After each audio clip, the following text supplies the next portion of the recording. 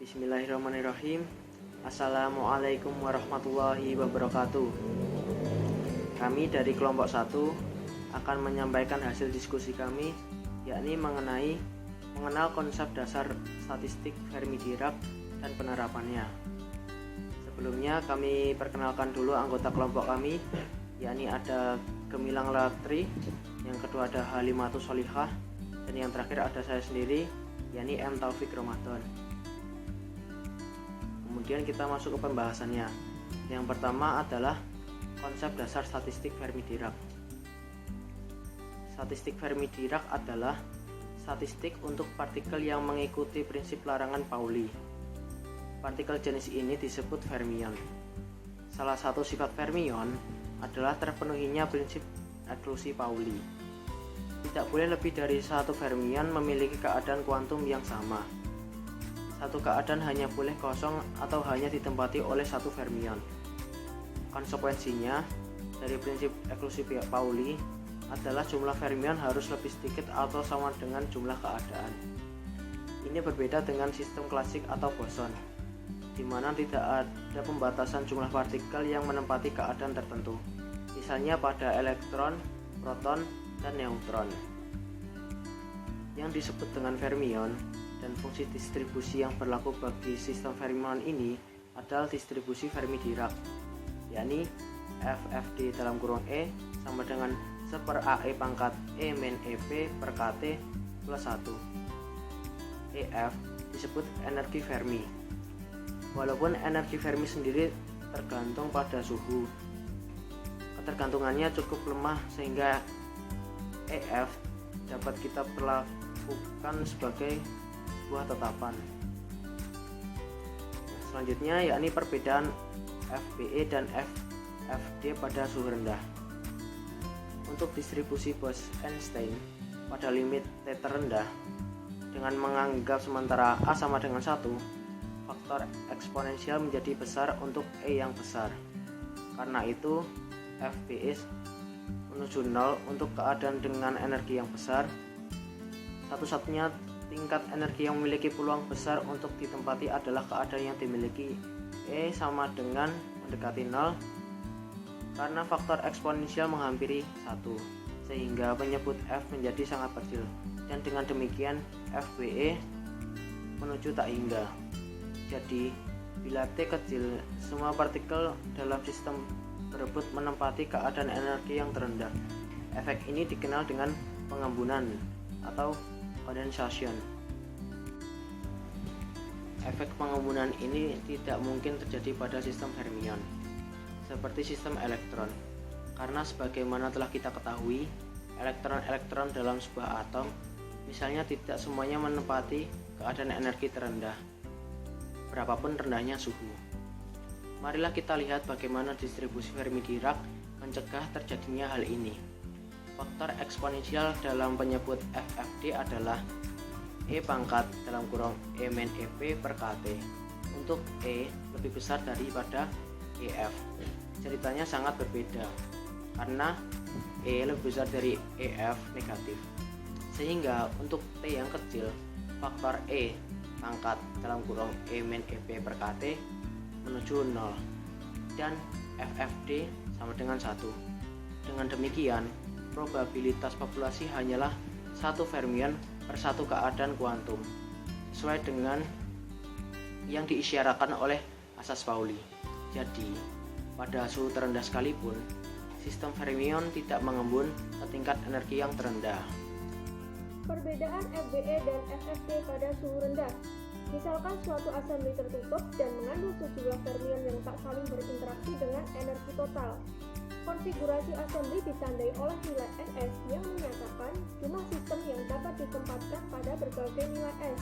Karena assembly-nya tertutup, maka jumlah total sistem dan energi total haruslah memenuhi syarat berikut. Oleh karena fermion memenuhi larangan Pauli, maka jumlah yang dapat ditempatkan pada suatu keadaan hanya dapat bernilai 0 atau 1.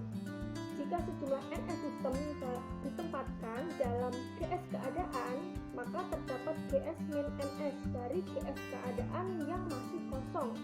Maka, banyaknya cara mengisi adalah W sama dengan PS Gs faktorial per Ns faktorial dikali Gs min Ns faktorial. Nilai Ns yang bersesuaian dengan konfigurasi yang memiliki peluang terbesar adalah Ns sama dengan Gs per eksponensial alpha plus B epsilon S plus 1. Persamaan di atas disebut distribusi Fermi-Dirac untuk assembly fermion.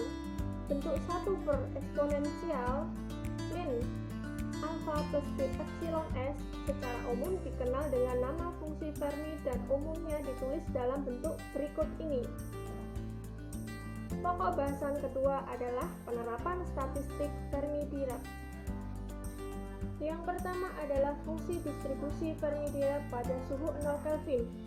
Ketika suhu S&P 0 Kelvin, maka berlaku jika E lebih besar dari EF, maka E min EF per KT sama dengan E min EF per 0 sama dengan tak hingga, sehingga FE lebih besar dari EF dan T-nya sama dengan 0, itu sama dengan 1 per E pangkat tak hingga plus 1 sama dengan 0.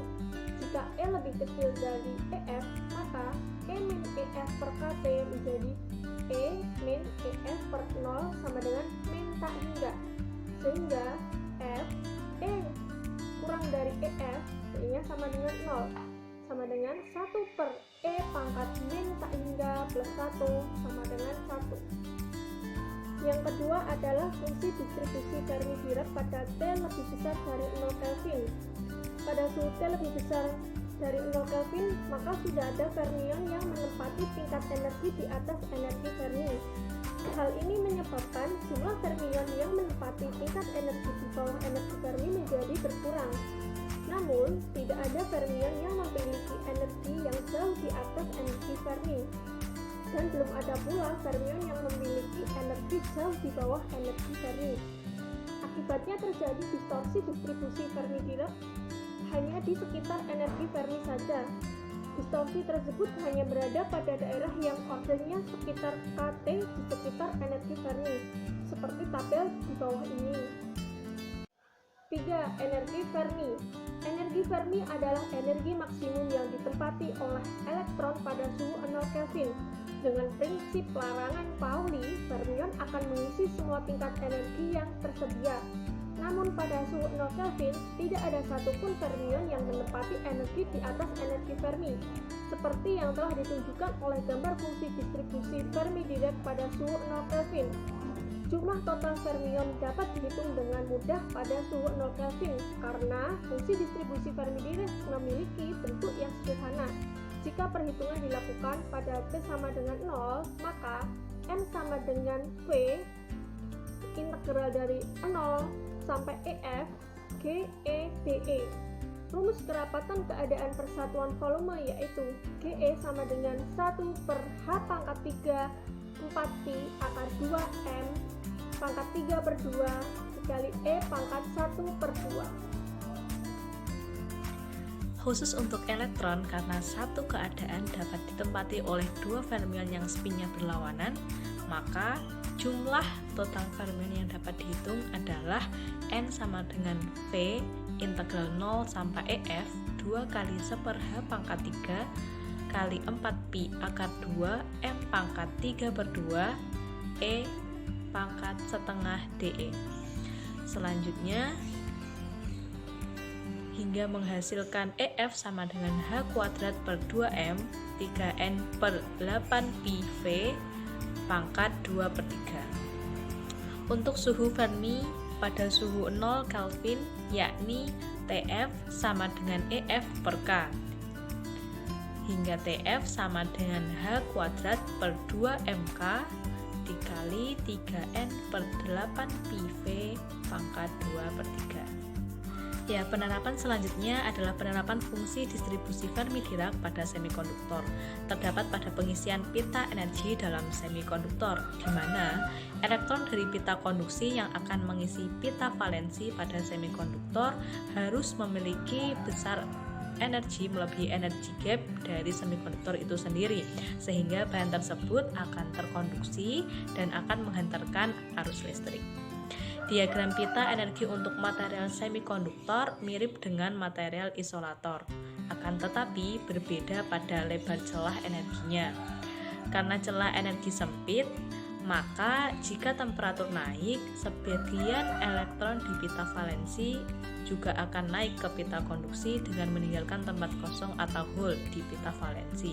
Nah, keadaan ini digambarkan dari diagram di samping.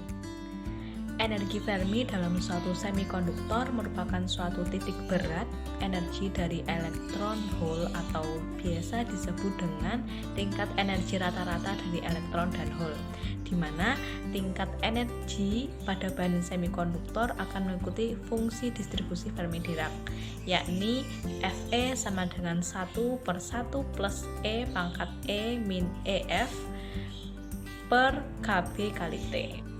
Penerapan statistik Fermi-Dirac selanjutnya yakni energi rata-rata elektron yang memenuhi persamaan E sama dengan 3/5 EF dikali 1 plus 15/24 Pi kuadrat dikali KT per EF pangkat 2 dibagi 1 plus 3/24 Pi kuadrat dikali KT per EF pangkat 2. Penerapan selanjutnya yakni kapasitas skalar logam. Jika terdapat N elektron dalam assembly, maka energi total semua elektron pada sembarang suhu dapat diperoleh dari persamaan U sama dengan N dikali E. U sama dengan 3/5 N dikali EF 1 plus 15/24 Pi kuadrat dikali KT per EF pangkat 2 dibagi 1 plus 3/24 Pi kuadrat dikali KT per EF pangkat 2.